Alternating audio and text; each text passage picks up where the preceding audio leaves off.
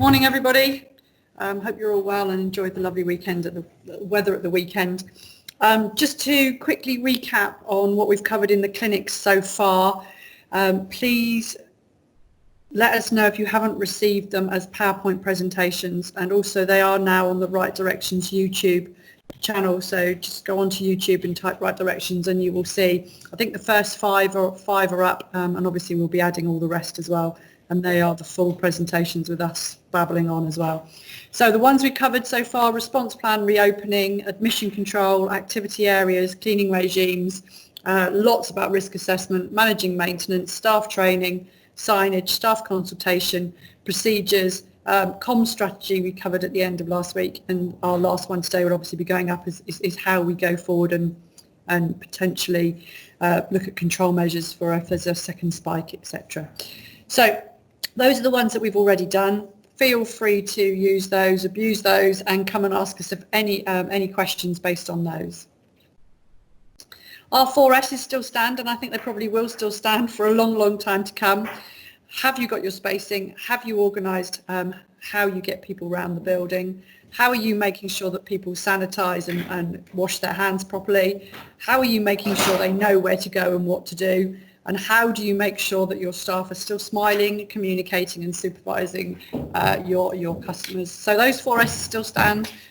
Basic principles of making sure we get through COVID-19 as successfully as possible, keeping our customers and staff confident and happy as possible. Today what we're going to go through is our last one, so it's kind of just pulling it together, and Ian's going to talk through the detail. But this is basically about looking at what's happened so far, remembering how far we've come, reflecting on what has happened over the last few months, and what we need to do to make sure we are doing the best we can going forward. And I think without any further ado, I'm going to hand over to Ian with the slides.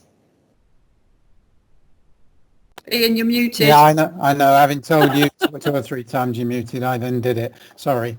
Just before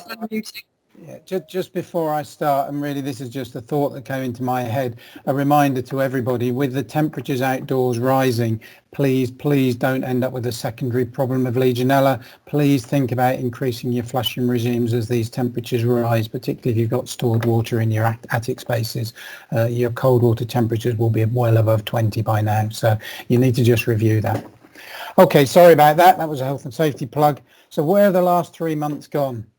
Back on the 28th of February, some of you will remember that we only had a very low number of cases reported in the UK, and in Scotland even a lower number. And the 5th of March, the first person died. As of the 30th of May, we had that large number of confirmed cases and over 38,000 deaths. This is a serious issue which we must respect. However, please, when you're talking to staff, consider and put this into context, that of those, 2/3 are male, 1/3 are female, so the female population is less at risk. Of those who are under 65, 3,000 of them were male, 1,500 were female, and of those, the majority had underlying health conditions, leaving 364 who didn't know they had underlying health conditions and 187 who didn't have underlying health conditions. So please put it into context. It's important, it's vital for the country that we don't end up having a second spike and overwhelming the health service again, which was what this was all about. It was making sure it was manageable for the health service and the country. But you'll remember back when it started and how it's grown since then. There will be a lot of people that are very scared, and the reality of their own personal risks are very different. So some of you will remember at the very outset, they started reminding us to wash our hands more often. And I don't think that could ever be a message that should go away. So singing happy birthday twice, getting people to elbow and feet touch, running out of loo paper, the queues, the way the supermarket shelves emptied, not being able to buy key things, the start of Joe Wicks, clapping on the doorstep for the last 10 weeks, online classes and meetings taking over what we'd done naturally, and not going to work for 3 months, at least for some. We must never forget, though, the lost lives, not seeing family and friends, the financial hardship that this has created and will continue to create for a long time yet. our incredible NHS and care working and other frontline workers. And we must not forget this vital need that we must keep sanitizing our hands, washing our hands, and remembering the key control measures, distance and sanitization. There is much more that we shouldn't forget, but they are the key issues. So, planning for the pandemic. Were you prepared? We probably think not. The shock of it when gyms and leisure centres were told to close on the 21st of March. I had been at a leisure centre on the 19th and 20th of March when it was pretty obvious this was coming. And there was, in my opinion, a total lack of understanding and awareness at the site I visited. People tried, managers still tried to come up and shake hands. There was a lack of sanitisation being promoted. All the chairs in the cafe were still in place. I watched a group of 70 plus walking footballers come in, pull all the chairs around one table and sit in a big circle with about 30 of them. They are the most at risk group. They were all male. And what might have happened from there, I don't know. I just hope it didn't happen for the worst. You may have had a pandemic flu continuity plan. You may have prepared for it, but this has been a most incredible, unprecedented, invisible mugger. Virus prevention is the key. We may not be able to prevent it, but we've got to do our bit to control it. So, did we take seriously the social distancing, sanitised stations, additional cleaning and self-isolation? Again, I would suggest from my experience on the 19th and 20th, the industry didn't understand, hadn't got plans in place to predict what was going to happen. So, how has it affected your business? We know it has had a massive amount of effect for a lot of people. You'll have lost income during the lockdown, and I'm sure many of you are concerned about the financial viability moving forward. You will have increasing costs, i.e. the very costs of producing more signage, additional cleaning materials, perhaps additional staffing to undertake additional cleaning, and because of the focus on increasing fresh air and keeping doors and windows open, the likelihood is that your utility bills will go up. Future income will be reduced as we reduce occupational levels to maintain that distancing, and financial viability of activities will become questionable. Contracts might become unsustainable. And business interruption, what's going to happen with an existing management contract? What might our clients be thinking of putting in place in the future? You need to review your insurance policies. Whether you'll ever get cover for pandemic in the future, I'm not sure, but you perhaps should check. Do you need to think about your HR policies? What's going to happen if furloughing occurs again, annual leave, etc., encouraging non-zero hours staff to be honest if they're feeling ill and don't want to come in. How your supply chain is going to work, how you're going to make sure you get the supplies of cleaning materials, sanitisation products so that you can continue to operate and adhere to the controls that you've got in place. And contractors, how will they be affected? Did you furlough the correct staff? Did you lose valuable advantage by furloughing everybody and not considering the alternatives such as online and virtual classes?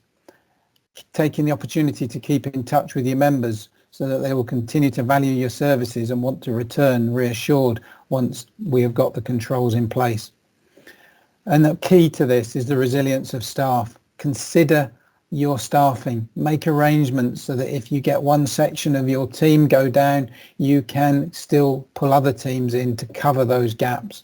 I think sites who don't think about creating resilience either through shift planning so that it's only a shift at a time are going to potentially end up with periodic shutdowns and periodic non-ability to deliver the services that you're offering.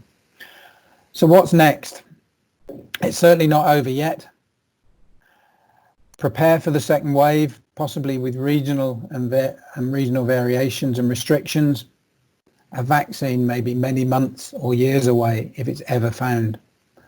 I don't think we should rely on that being a solution to this. There will become different strains and different things in the future. We've had SARS, we've had MERS, now we've got COVID-19, SARS-2 as it's also called. And make sure you build and learn on what has gone on and put into your plans going forward. Keep relevant information, including from these clinics, other webinars. Keep up to date with published information and guidance.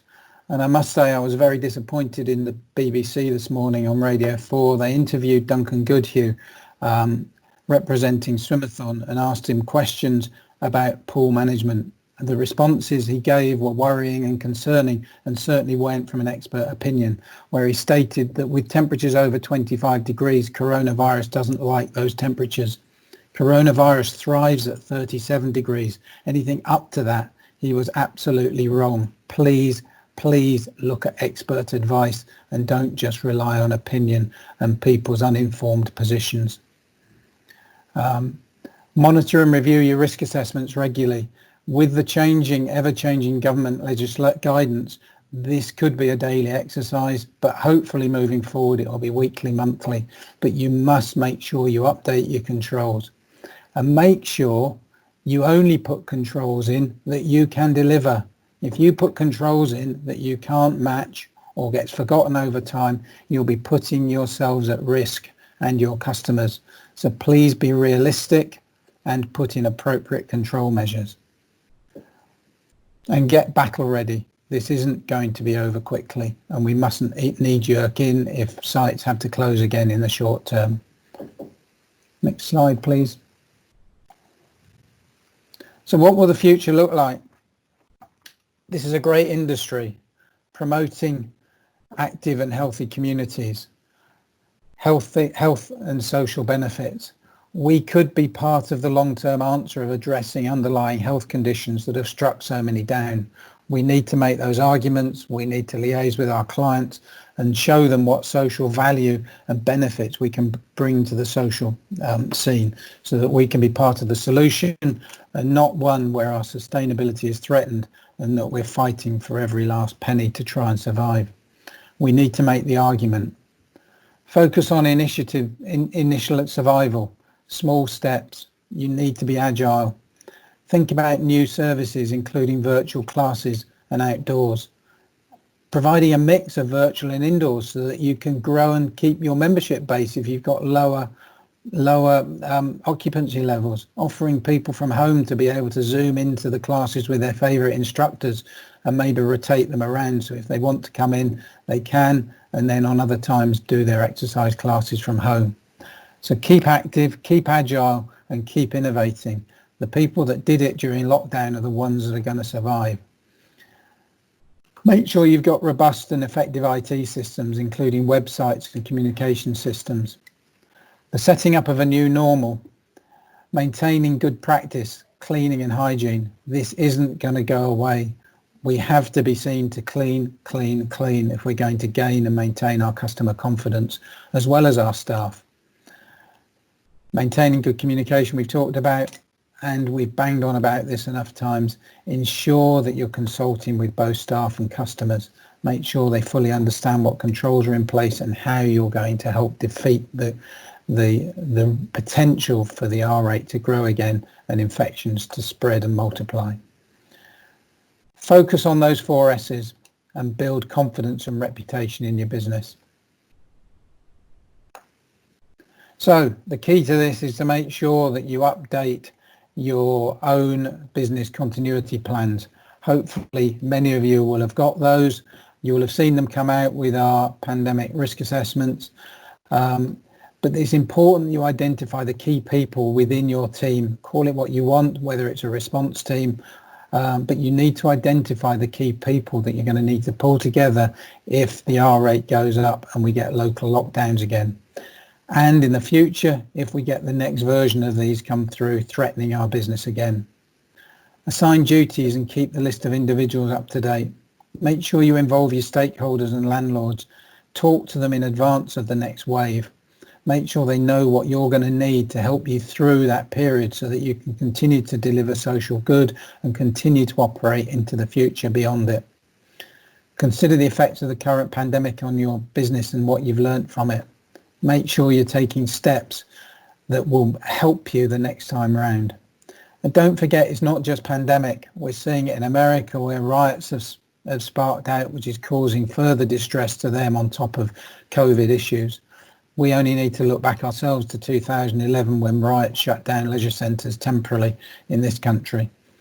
Make sure you build in all scenarios and think through the issues so that you've got a strong plan that anyone can pick up. And if in 10 years' time people have forgot this, it can still be picked up and be relevant in the world that they then live in. So if you want any further assistance in helping with creating that business continuity plan, there's good information on the Business Continuity Institute website, and the link is there, which you'll get with the presentation. You can also come and talk to us to help verify the arrangements you've got in place and clearly help you think through some of those processes. You can read our RD doc, Pandemic Management, and we are currently developing online frontline staff pandemic awareness training, which will be available soon. So if you wish, come and talk to us. And I now hand back to Caroline, if she'll unmute. Thanks, Ian. Thank you for covering that. It's kind of a bit of a roundup of all of our clinics, just to sort of where we go from here, really. And I think hopefully everybody has got some value out of the clinics and some real practical, sensible, common sense advice from us all. So just a quick recap on where we're at, and this is probably a bit of a sales pitch from us, really, just of what we can do to help, but also to just highlight what your key actions are that you've got to do. So step one, if you haven't done it already, you should be writing your risk assessments. They should now be done. If you want help with those, we can give you those on our accident and incident and online risk assessment platform. So please make sure that you've got your risk assessments in whatever format you need them, they're in place. And again, remember that if you employ more than 50 people, those have got to be on your website as per government guidelines. Next thing is probably in line with your risk assessment, but walk around the building. So do your walkabout, make sure your mobilisation plan is written, what you need to do, what you need to order, how you need to train your staff, what are the jobs that you need to do before we open potentially in the next 4 weeks. So make sure you've got that in place. And again, we can come and help you with that. We've had quite a lot of clients who've written a mobilisation plan and then want us to come in and double check that it's okay and that they've remembered everything.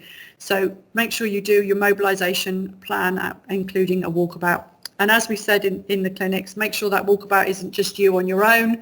Make sure it is the people who know the building, who are in that building.